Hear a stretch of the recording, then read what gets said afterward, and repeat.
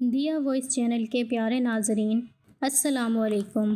دیور بھاگ بھاگ کر میرے سارے کام کرتا، میرا شوہر بیرون ملک کام کرتا تھا۔ ایک روز دیور کو میں نے کہا مجھے بازار لے چلو۔ کہنے لگا بھابی ٹیکس لگے گا۔ میں مان گئی۔ میں نے سوچا رات ہوگی دیکھ لوں گی۔ رات ہوئی تو ہوش اڑ گئے۔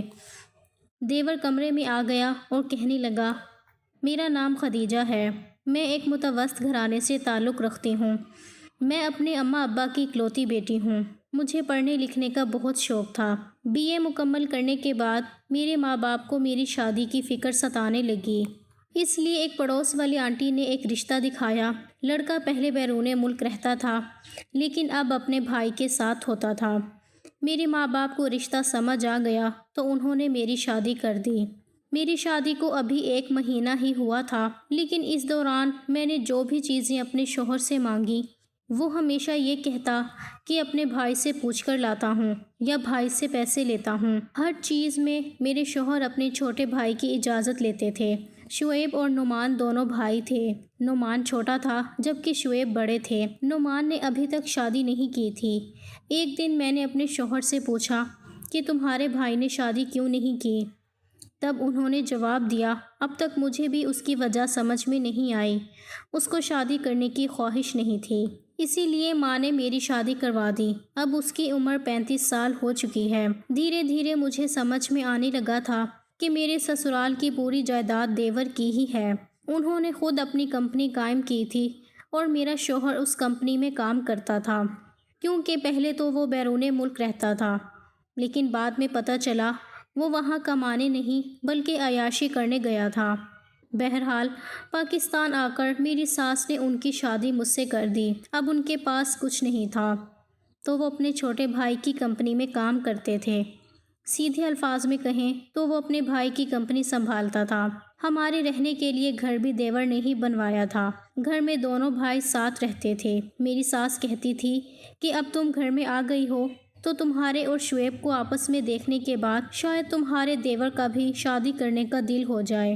کچھ دنوں تک میں نے بھی دیور کو شادی کے بارے میں سمجھانے کی کوشش کی لیکن وہ کسی کی بات سننے کو تیار ہی نہیں تھا۔ میں نے کئی بار ان کی شادی نہ کرنے کا سبب جاننے کی کوشش کی لیکن کچھ بھی پتہ نہیں چلا۔ 2 مہینے کے اندر ہی میں سسرال میں اچھی طرح سے رچ بس گئی تھی۔ میرے سسر نہیں تھے لیکن ان کی جگہ دیور گھر کی ذمہ داری سنبھالے ہوئے تھے۔ وہ مجھ پر بات کے لیے روک ٹوک نہیں کرتے تھے۔ ایک بار نعمان کو ہلکا بخار ہو گیا۔ 4-5 دن تک گھر پر آرام کرتے ہوئے دفتر کا چکر لگاتے رہے لیکن دھیرے دھیرے معمولی بخار ملیریا میں بدل گیا۔ تب انہیں فوراً ہسپتال میں داخل کرانا پڑا۔ نعمان 3 دنوں تک ہسپتال میں داخل رہے۔ ان دنوں میں ہسپتال میں کھانا لانے اور لے جانے کی وجہ سے تھک چکی تھی۔ 8 دن بعد نعمان کو ہسپتال سے گھر لایا گیا۔ مسلسل ہسپتال کے چکر لگانے سے میں بہت تھک گئی تھی۔ گھر میں نوکرانی کام کرنے کے لیے تھی لیکن گھر والوں کو میرے ہاتھ کا کھانا زیادہ پسند تھا۔ نوکرانی کے ہاتھ کی چائے بھی کوئی نہیں پیتا تھا۔ ساس بھی مجھ سے ہی ہر کام کرنے کو کہتی تھی۔ ایک دن میں نے ساس سے کہا کہ اماں میں بہت تھک جاتی ہوں۔ شعیب کے لیے الگ کھانا بنانا پڑتا ہے، پھر نعمان کے لیے بغیر مرچ مسالے کا کھانا بنانا پڑتا ہے اور آپ کو بھی الگ کھانا چاہیے۔ اب نعمان بھائی کچھ دن گھر پر آرام کریں گے تو ان کی دیکھ بھال آپ کر لیجئے۔ تب ساس بولی بہو ابھی تم جوان ہو، اتنی جلدی کیسے تھک گئی؟ پہلے ہماری جوائنٹ فیملی تھی، تمہاری عمر میں میں نے کتنا کام کیا ہے اس کا تمہیں اندازہ بھی نہیں ہے۔ اب بچے بڑے ہو گئے ہیں اسی لیے خاندان الگ ہو گیا ہے۔ آج کل کی لڑکیاں بڑی فیملی میں کیسے رہیں گی؟ ابھی سے تم بوڑھی ساس اور دیور سے تنگ آ گئی ہو۔ تمہارے کام میں مدد کرنے کے لیے گھر میں نوکرانی ہے، پھر بھی تمہیں اتنی تھکان کیوں ہو رہی ہے؟ بس کچھ روٹیاں ہی تو بنانی ہیں، اس میں اتنی پریشان ہو رہی ہو۔ جب میں اس گھر میں شادی کر کے آئی تھی تب سے میں نے اپنی ساس کو کبھی بھی کچن میں کچھ کرتے ہوئے نہیں دیکھا تھا۔ ایک دن انہوں نے کہا کہ میں بہت تھک گئی ہوں، مجھے کچھ دنوں کے لیے اپنی بہن کے یہاں جانا ہے۔ اس پر میں نے کہا ٹھیک ہے، آپ کوئی بھی کام اپنے ذمہ مت لیں، جہاں جانا ہے جلدی جائیں۔ میرے اس کڑوے بول کو سن کر وہ بولی اتنی بھی جلدی نہیں ہے، جب جاؤں گی تو تمہیں بتا دوں گی۔ اور پھر 15 منٹ تک تقریر دے کر انہوں نے سارے کام میرے اوپر ہی ڈال دیے۔ نعمان بھائی کی بیماری کی وجہ سے ان کے دفتر کا بہت سارا کام میرے شوہر کو ہی سنبھالنا پڑ رہا تھا، اسی لیے وہ رات میں دیر سے گھر آتا تھا۔ ایک دن دوپہر میں جب میں نعمان بھائی کو سوپ دے رہی تھی تو دیکھا کہ اس کے جسم میں بہت درد ہو رہا تھا، وہ تھوڑا بھی ہاتھ نہیں اٹھا پا رہا تھا۔ میں نے انہیں اپنے ہاتھ سے سوپ پلایا اور سوپ پینے کے بعد ان کا منہ اپنے دوپٹے کے پلو سے صاف کیا۔ جیسے ہی میں نے پلو ہٹایا وہ مجھے ایک الگ ہی نظر سے دیکھنے لگے۔ نعمان بھائی کی بیماری کے دوران دن بھر میں ان کے پاس ہی بیٹھی رہتی تھی، کیونکہ انہیں کبھی بھی کسی چیز کی ضرورت پڑ سکتی تھی۔ میں انہیں اپنے ہاتھ سے کھانا بھی کھلانے لگی تھی۔ نعمان بھائی نے اپنی طبیعت ٹھیک نہ ہونے کی وجہ سے پورے ہفتے کی چھٹی لے لی تھی۔ اس ہفتے کے 2 دن گزر چکے تھے اور ان 2 دنوں میں نے ان کی بہت دیکھ بھال کی تھی۔ میری اس دیکھ بھال سے وہ اتنے متاثر ہو گئے کہ انہوں نے مجھ سے کہا کہ تمہیں کیا چاہیے؟ جو بھی تمہیں چاہیے ہوگا میں تمہیں لا دوں گا۔ میں نے کہا پچھلے ہفتے میں نے ایک نیا ہار دیکھا تھا اور اسی لیے لینے کے لیے میری بڑی خواہش تھی، لیکن میرے شوہر نے پیسے کی کمی کی وجہ سے اسے لینے سے منع کر دیا تھا۔ میں نے مایوس ہو کر بات کہہ ہی دی کیونکہ اب موقع ملا تھا تو میں اسے چھوڑنا نہیں چاہتی تھی۔ نعمان بھائی نے کہا تمہیں وہ ہار پسند آیا تو تمہیں مجھ سے ایک بار تو کہنا چاہیے تھا نا، میں اسی وقت تمہیں وہ ہار خرید کر دے دیتا۔ پھر انہوں نے مجھے فوراً اپنا کارڈ دے دیا اور شام کو جا کر میں نے وہ ہار خرید لیا۔ وہ ہار جیسے ہی میرے ہاتھ میں آیا میں خوشی سے جھوم اٹھی۔ نعمان بھائی نے جو ہار مجھے دیا تھا اسے دیکھ کر میرے شوہر حیران رہ گئے۔ وہ بولے نعمان نے مجھے تو کبھی بھی اتنی مہنگی شاپنگ نہیں کرنے دی، پھر 2 ہی دن میں تمہیں اتنی بڑی شاپنگ کیسے کرا دی؟ مجھے اس پر یقین نہیں ہو رہا۔ میں نے اپنے چھوٹے بھائی کو آج تک اتنی شاپنگ کبھی نہیں کرائی تھی۔ 3 دنوں میں دیور نے مجھ سے ایسا کیا لگاؤ محسوس کیا کہ انہوں نے میری ایک بات پر مجھے جو بھی چاہیے تھا دلا دیا۔ خیر نعمان بھائی بیمار تھے اسی لیے دفتر نہیں جا پا رہے تھے۔ اس دوران کمپنی کی ایک اہم میٹنگ تھی جو دوسرے شہر میں ہونی تھی۔ بیماری کی وجہ سے وہ خود نہیں جا سکے، اسی لیے انہوں نے اپنی جگہ شعیب کو بھیج دیا۔ اگلے 3 دن میرے شوہر کو باہر شہر میں رہنا تھا۔ اس دن جب شہر کے لیے نکل گیا اس کے بعد میں نہانے چلی گئی۔ جب میں نہا کر باہر آئی تو میرے گیلے بالوں میں نے تولیہ لپیٹ رکھا تھا۔ جیسے ہی میں نے تولیہ ہٹا کر بال سکھانے شروع کیے مجھے نعمان بھائی کی آواز سنائی دی۔ وہ مجھے میرے نام سے پکار رہے تھے۔ دیور کی تیز آواز سن کر مجھے سمجھ میں آ گیا کہ وہ کب سے مجھے بلا رہے ہیں، لیکن ساس گھر پر ہی نہیں تھی، اسی لیے انہوں نے اپنے بیٹے کی آواز کو انسنا کر دیا۔ ساس کی عادت تھی کہ خود کو کام سے دور رکھنے کے لیے ایسا ہی کرتی تھیں، اسی لیے وہ دن بھر گھر سے باہر گپ شپ کرنے چلی جاتی تھیں اور اسی لیے میں نعمان بھائی کے کمرے میں گئی۔ تیز بھاگنے کی وجہ سے میرے بالوں سے لپٹا تولیہ بھی گر گیا۔ کمرے میں پہنچتے ہی میں نے کہا کیا آپ کو کچھ چاہیے؟ میں نہا رہی تھی اسی لیے آپ کی آواز نہیں سن پائی۔ نعمان بھائی بولے آج مجھے تھوڑی جلدی بھوک لگ گئی ہے، اگر کھانا مل جاتا تو اچھا ہوتا، اسی لیے میں نے فوراً کھانا بنانے کا فیصلہ کیا۔ جانے سے پہلے میں نے سوچا کہ نعمان بھائی کو کھانے سے پہلے والی دوا دے دوں۔ دوا دینے کے بعد میں کچھ کہنے ہی والی تھی کہ نعمان بھائی بولے گیلے بالوں میں تم اور بھی زیادہ اچھی لگتی ہو۔ وہ میری خوبصورتی کی تعریف کرنے لگے تھے۔ ان کی باتوں سے مسکراتے ہوئے میں فوراً ہی کھانا بنانے چلی گئی۔ میں نے ان کا پسندیدہ سوجی کا حلوہ بنایا اور چکن کی یخنی بنائی۔ حلوہ کھا کر وہ ہمیشہ میری تعریف کرتے تھے، لیکن آج وہ کچھ زیادہ ہی تعریف کر رہے تھے۔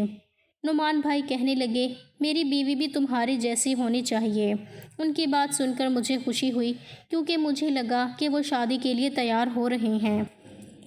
پھر انہوں نے کہا مجھے تمہاری جیسی نہیں بلکہ اب تم ہی چاہیے، تمہاری جیسی تو میں ڈھونڈ ہی نہیں سکتا۔ نعمان بھائی کی اس بات نے میرے دل پر ایک گہرا اثر چھوڑا۔ اس کا مطلب تھا کہ نعمان بھائی کا دل دھیرے دھیرے بدل رہا تھا۔ اس وقت میں نے ان کی باتوں پر زیادہ دھیان نہیں دیا، لیکن دھیرے دھیرے میں بھی ان کی طرف متوجہ ہونے لگی۔ ان دنوں نعمان بھائی مجھ سے زیادہ باتیں کرنے لگے تھے اور اپنے جذبات مجھ سے ظاہر کرنے لگے تھے۔ پھر دیکھتے ہی دیکھتے نعمان بھائی کی چھٹیاں ختم ہونے لگیں اور میرے شوہر بھی گھر لوٹ آئے۔ شوہر کے گھر آنے کے بعد رات میں انہوں نے مجھ سے کہا نعمان نے تمہیں ہار دیا اور شاپنگ کے لیے اپنا کارڈ بھی دیا، وہ تمہاری اتنی فکر کرتے ہیں تو تم ان سے میرے لیے کچھ پیسے مانگ لو، مجھے کچھ پیسے چاہیے۔ نعمان بھائی اور میرے درمیان ایک الگ ہی رشتہ بن رہا تھا اور مجھے ان کے ارادے کا پتہ نہیں تھا۔ میں نے ان سے پوچھا کہ آپ کو اتنے پیسے کس لیے چاہیے؟ انہوں نے جواب دیا، مجھے ایک بڑی گاڑی خریدنی ہے، یہ میرا خواب ہے۔ میں نے حامی بھر دی اور میرے شوہر سو گئے۔ پھر میں اپنے کمرے سے باہر آ گئی کیونکہ میں نعمان بھائی کو ہلدی والا دودھ دینا بھول گئی تھی۔ گزشتہ کچھ دنوں سے بھائی طاقت میں کمی کی وجہ سے ہلدی والا دودھ پی رہے تھے، اسی لیے میں روز انہیں دودھ دیتی تھی۔ اس رات بھی میں ان کے کمرے میں دودھ لے کر گئی۔ دودھ کا گلاس ان کے کمرے میں رکھ کر میں نکلنے ہی والی تھی کہ وہ بولے، اتنی جلدی کیوں جا رہی ہو؟ بیٹھو، مجھے تمہارے ساتھ باتیں کرنا اچھا لگتا ہے۔ نعمان بھائی میری چھوٹی بڑی باتوں پر توجہ دے رہے تھے۔ انہوں نے کہا، یہ سوٹ تم پر بہت اچھا لگ رہا ہے، ویسے بھی تم بہت خوبصورت لگتی ہو۔ میری اتنی تعریف تو میرے شوہر نے بھی کبھی نہیں کی تھی۔ مجھے لگنے لگا کہ نعمان بھائی کے شادی کے لیے جذبات بدل رہے ہیں۔ میں نے حوصلہ جمع کیا اور بولی، مجھے کچھ چاہیے، اور ان سے کچھ پیسے مانگ لیے۔ اگر میں اپنے شوہر کے نام سے پیسے مانگتی تو وہ مجھے پوچھتے اور شاید پیسے بھی نہ دیتے، لیکن میں نے اپنے نام سے پیسے مانگے تو نعمان بھائی نے مجھ سے کچھ نہیں کہا، بلکہ وہ کچھ اور باتیں کرنے لگے۔ انہوں نے کہا، جب تم اپنے شوہر کے ساتھ ہوتی ہو تو مجھے اس سے جلن ہوتی ہے کیونکہ اس کے پاس تمہاری جیسی خوبصورت بیوی ہے۔ کبھی کبھی مجھے لگتا ہے کہ تم میرے ساتھ کیوں نہیں ہو۔ پھر انہوں نے مجھے وہاں سے جانے کے لیے کہا، لیکن اچانک ایسا کیا ہوا یہ مجھے سمجھ نہیں آیا۔ اس رات کے بعد پورے 4 دن تک نعمان بھائی نے مجھ سے بات تک نہیں کی۔ انہوں نے خاموشی سے میرے ہاتھ میں چیک دے دیا۔ میں نے وہ چیک اپنے شوہر کو دے دیا۔ شوہر نے کہا، یہ اتنا مہربان کیسے ہو گیا؟ یہ تو مجھے سمجھ نہیں آ رہا۔ وہ تو روز کا بھی حساب پوچھتے ہیں اور تمہیں ایک ہی بار میں اتنی بڑی رقم دے دی۔ میرے شوہر کو اس بات کی سمجھ نہیں آ رہی تھی۔ میں نے اس کی بات پر صرف سر ہلایا۔ اگلے 2 دن بعد ہی میری ساس اپنی بہن کے گھر جانے کے لیے تیاری کرنے لگی۔ انہوں نے صبح صبح مجھ سے 2 کلو لڈو اور کئی ساری مٹھائیاں منگوا لیں۔ مجھے سمجھ نہیں آ رہا تھا کہ وہ بہن کے گھر جا رہی تھیں۔ میں نے ساس کے لیے سب کچھ تیار کر دیا اور اس تیاری میں اتنی مصروف ہو گئی کہ صبح سے چائے بھی نہیں پی تھی۔ اٹھنے کے بعد سے ہی میں نے صرف منہ دھو کر کمرے سے باہر آئی تھی۔ ساس کی ساری خریداری 8 بجے تک کر دی تھی۔ اس کے بعد وہ جانے کی تیاری کرنے لگیں۔ اس دن 11 بج گئے تھے اور میرے نہانے کا وقت بھی ہو گیا تھا۔ کچھ وقت بعد ساس اپنی بہن کے گھر چلی گئی اور شوہر بھی آفس جانے کے لیے نکل گئے۔ اسی دوران نعمان بھائی بھی آفس کے لیے نکل رہے تھے۔ گھر میں نوکرانی بھی سارے کام نمٹا کر جا چکی تھی۔ سب کے جانے کے بعد میں آرام سے نہانے گئی۔ نہانے کے بعد میں اپنے کمرے میں سوٹ کی زپ بند کر رہی تھی کہ تبھی میرے کمرے کا دروازہ کھلا اور سامنے سے نعمان بھائی اندر آئے۔ انہیں دیکھ کر میں پوری طرح ہڑبڑا گئی کیونکہ میرے جسم پر دوپٹہ بھی نہیں تھا۔ وہ میری طرف آئے اور بولے، مجھے تم سے کچھ بات کرنی ہے۔ اب گھر میں کوئی بھی نہیں ہے، اسی لیے میں آدھے راستے سے واپس آ گیا۔ نعمان بھائی کو گھر پر کسی کے نہ ہونے پر مجھ سے ایسی کیا خفیہ باتیں کرنی تھیں؟ میرے دماغ میں بے شمار سوالات چل رہے تھے۔ میں غور کر ہی رہی تھی کہ تب ہی نعمان بھائی میرے سامنے آ کر مجھ سے معافی مانگنے لگے۔ نعمان بھائی کا معافی مانگنے کا یہ طریقہ میرے لیے بہت ہی عجیب تھا۔ میرے دماغ میں سوالوں کا طوفان چل رہا تھا کہ آخر اس کو ایسا کیا کہنا تھا۔ جب دیور میرے سامنے آ کر معافی مانگنے لگے تو میں نے حیرانی سے پوچھا، آپ مجھ سے کس بات کی معافی مانگ رہے ہیں؟ نعمان بھائی نے کہا، اس دن پہلے جب تم رات کو مجھے ہلدی کا دودھ دینے آئی تھی تب میں نے تمہارے ساتھ برا سلوک کیا اور تمہیں کمرے سے جانے کو کہہ دیا۔ اس دن میرے سلوک نے مجھے بہت برا محسوس کرایا، اس لیے میں تم سے معافی مانگنے آیا ہوں۔ میں نے کہا، کوئی بات نہیں، مجھے آپ کی اس حرکت کا بالکل بھی برا نہیں لگا، آپ تو میرے اپنے ہیں۔ میری آواز سن کر نعمان بھائی خوش ہو گئے اور پھر معافی مانگتے ہوئے وہاں سے چلے گئے۔ اس رات جب میری ساس گھر پر نہیں تھی تو میرے شوہر بھی تھوڑی دیر میں گہری نیند میں چلے گئے، تو میں نے موقع دیکھ کر جب مجھے یقین ہو گیا کہ شوہر گہری نیند میں ہے تو میں اپنے کمرے سے اٹھ کر باہر نکل گئی۔ میں خود کو سنبھالتے ہوئے نعمان کے کمرے میں پہنچی۔ نعمان سوتے ہوئے دکھائی دیا۔ میں ان کے پاس پہنچی تب اچانک کمرے کی لائٹ جل گئی۔ میں نے پیچھے مڑ کر دیکھا تو سامنے میرے شوہر کھڑے تھے۔ میرے شوہر نے رات کو اس وقت مجھے اپنے بھائی کے کمرے میں دیکھا تو اس بات کا غلط مطلب لے لیا اور غصے میں کہنے لگے کہ تم میرے بھائی کے کمرے میں کیا کر رہی ہو؟ شاید اس نے مجھے اپنے بھائی کو انجیکشن لگاتے ہوئے دیکھ لیا تھا، اسی لیے میرے شوہر فوراً میرے ساتھ کھڑے ڈاکٹر کا کالر پکڑ لیا اور کہنے لگے، تم رات کے اس وقت تم میری بیوی کے ساتھ یہاں کیا کر رہے ہو؟ میں نے شوہر کی بات سنی تو ان سے کہا، میں ہی ڈاکٹر کو خود اپنے ساتھ لائی تھی اور یہ میری ہی بات پر نعمان کو انجیکشن لگا رہا ہے۔ ہمارے شور سے نعمان بھی جاگ سے گئے۔ انہیں کچھ سمجھ میں نہیں آ رہا تھا کہ یہ میرے ساتھ کیا ہو رہا ہے۔ تب ہی میرے شوہر نے اپنے چھوٹے بھائی سے کہا، نعمان تم بالکل بھی فکر نہ کرو، میں آپ کو کچھ بھی نہیں ہونے دوں گا۔ میری بیوی تمہارے ساتھ ایسا کچھ کرے گی، اس کی تو میں نے کبھی بھی توقع نہیں کی تھی۔ یہ سن کر میں بھی حیران رہ گئی۔ میرے شوہر اپنے بھائی کو بتانے لگے کہ میری بیوی کسی ڈاکٹر کو ساتھ لے کر آئی ہے اور یہ دونوں مل کر آپ کو کوئی انجیکشن دینے والے تھے یا شاید آپ کو مارنا چاہتی ہے۔ میں تو سوچ بھی نہیں سکتا تھا کہ میری بیوی ایسی ظالم نکلے گی، یا شاید دولت کی خاطر آپ کو مارنا چاہتی ہے، مگر میں عین موقع پر آپ کے کمرے میں آ گیا اور آپ کی جان بچا لی۔ نعمان نے یہ سن کر میرے شوہر کو خاموش کیا اور کہا کہ ایسا کچھ نہیں ہے، مجھے اس بات پر بہت یقین ہے، اسی لیے مجھے ابھی بھی یقین نہیں آ رہا کہ میری بھابھی میرے ساتھ کچھ غلط کر سکتی ہے۔ پھر نعمان نے مجھ سے سوال کیا کہ یہ سب کیا ہو رہا ہے، تم میرے ساتھ کیا کرنے والی تھی؟ میں نے آہستہ آہستہ بولنا شروع کیا۔ میں اپنے ساتھ ایک خفیہ بیماری کے ماہر کا انجیکشن لے کر آئی تھی، کیونکہ مجھے آپ پر شک تھا کہ آپ کے اندر کچھ کمی ہے۔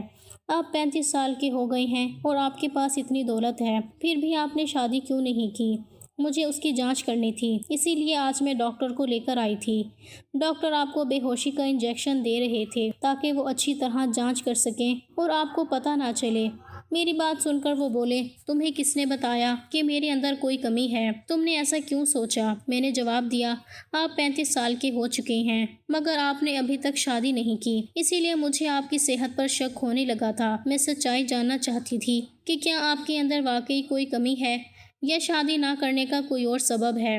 اسی وجہ سے میں آپ سے میٹھی میٹھی باتیں بھی کرتی تھی تاکہ آپ سچ بتا دو کہ آپ کے اندر کوئی کمی ہے جو آپ شادی کرنے سے انکار کر رہے ہیں۔ نعمان نے سنجیدہ آواز میں کہا، میرے اندر کسی چیز کی کوئی کمی نہیں ہے، میری شادی نہ کرنے کا صرف ایک ہی سبب ہے اور وہ ہے میرا پیار۔ جب میں 20 سال کا تھا تب سے ہی میں اپنی بچپن کی دوست زوہا سے شادی کرنا چاہتا تھا۔ زوہا بھی مجھ سے بہت پیار کرتی تھی اور اس کے خاندان نے بھی ہماری شادی کے لیے اجازت دے دی تھی۔ میں اپنی ماں سے بھی اجازت لینے والا تھا، لیکن چند دنوں میں ہمیں معلوم ہوا کہ اس کو کینسر ہے۔ اس کے والدین نے اس کا علاج شروع کیا، لیکن علاج کے دوران پیسوں کی کمی ہو گئی اور اس نے اپنی جان گنوا دی۔ اس وقت میرے پاس اتنا پیسہ نہیں تھا کہ میں اپنے پیار کو بچا سکوں۔ اس دن کے بعد سے میں نے شادی کا خیال اپنے دماغ سے نکال دیا اور صرف پیسہ کمانے کا عزم کر لیا۔ اماں ہمیشہ مجھے شادی کے لیے زور دیتی رہیں، لیکن زوہا کے علاوہ میں کسی اور سے شادی نہیں کر سکتا تھا کیونکہ میرے دل میں صرف وہی تھی۔ کبھی کبھار تمہیں اپنے بھائی کے ساتھ دیکھ کر مجھے شادی کی خواہش ہوتی تھی، لیکن جب بھی میں تمہارے ساتھ بات کرتا تھا مجھے زوہا یاد آ جاتی تھی۔ آخر کار اپنے دل کو سمجھا لیا کہ جتنی بھی کوشش کر لوں میں زوہا کے علاوہ کسی اور سے شادی کر ہی نہیں سکتا۔ بات کرتے کرتے میرے دیور کی آنکھوں سے آنسو آ گئے۔ پھر میرے شوہر نے انہیں سنبھالا۔ اس کے بعد میں نے کہا کہ مجھے آپ کی بہت فکر ہوتی ہے، آپ دل سے بہت اچھے ہیں اور اتنا پیسہ بھی کماتے ہیں۔ آپ نے اپنے بڑے بھائی کو بھی سیدھا راستہ دکھایا۔ کل کو ہماری اولاد ہوگی، کچھ بھی ہو، آپ کی اولاد اور ہماری اولاد میں تھوڑا بہت فرق تو ہوگا۔ کل بچوں کی تعلیم کے سلسلے میں ہمیں دوسرے شہر جانا پڑ سکتا ہے۔ آپ کی ماں سے اب کچھ کام نہیں ہوتا، آخر وہ ہمارے ساتھ کتنے سال تک رہیں گی یہ کہا نہیں جا سکتا کہ آپ کتنے دن اکیلی زندگی گزاریں گے۔ ابھی بھی آپ کی شادی کی عمر نہیں گئی۔ ایک بار کسی لڑکی کو اپنی زندگی میں تھوڑا سا وقت دے کر دیکھیں، یقیناً آپ کو اس میں بھی اپنی زوہا ہی نظر آنے لگے گی۔ آپ کا گھر ہنستا دیکھ کر ماں جی کو بھی تسلی ملے گی۔ پلیز اب تو شادی کے بارے میں سوچیں۔ اتنے دنوں سے میں یہ سب جاننے کی کوشش کر رہی تھی۔ میری بات ختم ہوتے ہی میرے شوہر نے مجھ سے اور اپنے بھائی سے معافی مانگنی شروع کر دی۔ وہ بولے، مجھے معاف کر دو، میں نے تمہیں غلط سمجھا۔ میرا چھوٹا بھائی جو مجھے پیسے کا حساب لے رہا تھا، تمہیں ایک لفظ پر سب کچھ کیسے دے رہا تھا، یہ مجھے سمجھ نہیں آ رہا تھا۔ نعمان نے گاڑی لینے کے پیسے بھی تمہیں دیے، مجھے یہ سب سمجھ میں نہیں آیا کیونکہ مجھے گاڑی نہیں لینی تھی۔ میں تو بس تمہارا امتحان لے رہا تھا کہ نعمان تمہیں اتنی بڑی رقم دیتا ہے یا نہیں۔ جب تمہارے ہاتھ میں بھائی نے چیک رکھا تو مجھے سمجھ میں آیا کہ تمہارے اور بھائی کے درمیان کچھ غلط تعلقات ہیں۔ مجھے معاف کر دو، تم دونوں پر شک کیا، گھر میں کنوارا بھائی ہونے پر ایسی غلط فہمیاں تو ہوتی ہیں۔ میں نے اپنے شوہر کو معاف کر دیا۔ اگلے دن میں دیور کی شادی کے لیے ایک نہیں بلکہ 10 رشتے لے کر آئی۔ ان میں سے ایک لڑکی دیور نے پسند کر لی، لیکن انہوں نے شرط رکھی کہ وہ 15 دن تک اس لڑکی کو جاننا چاہیں گے اور اس کے بعد ہی شادی کا فیصلہ کریں گے۔ ہم نے ان کی شرط مان لی۔ 15 دن بعد انہوں نے شادی کے لیے منظوری دے دی۔ ان کا گھر بستہ دیکھ کر سب سے زیادہ خوشی میری ساس کو ہوئی تھی۔ آخرکار بہت کوششوں کے بعد مجھے کامیابی ملی اور میں نے دیور کے ہاتھ میں ان کے بڑھاپے کا سہارا سونپ دیا۔ ہاں، آپ کو یہ بتانا بھول گئی کہ میرے شوہر عیاش قسم کے آدمی تھے۔ انہوں نے اپنی زندگی بڑے لاڈ پیار میں گزاری تھی، اس لیے وہ کچھ کما نہیں سکے اور کچھ کر نہیں سکے۔ اب اپنے بھائی کو دیکھ دیکھ کر وہ بھی ہر کام میں سیریس ہونے لگے اور ہمارے مستقبل کے بارے میں سوچنے لگے ہیں۔